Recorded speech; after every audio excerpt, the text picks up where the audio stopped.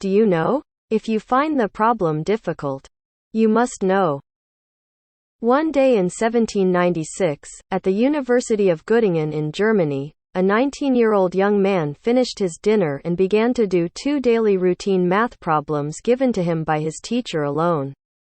As usual, the first 2 questions were successfully completed within 2 hours.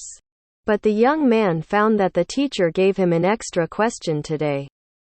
The third question, written on a small piece of paper, asked to make a regular 17-gon using only a compass and an unmarked ruler.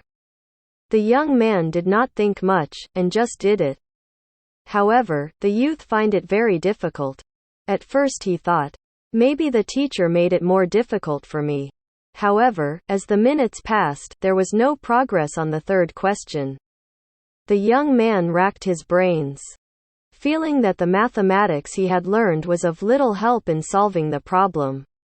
The difficulty aroused the fighting spirit of the young man. I must solve it.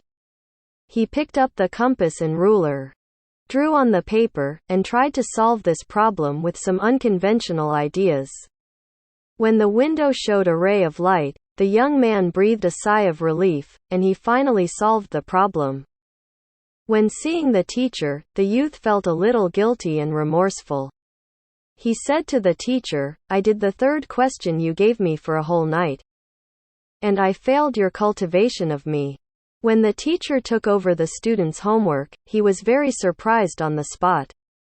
His voice trembled, and the teacher said, This is it really that you solved it yourself? The young man looked at the excited teacher with some doubts and replied, Yes. But I'm so stupid that it took me a whole night to figure it out.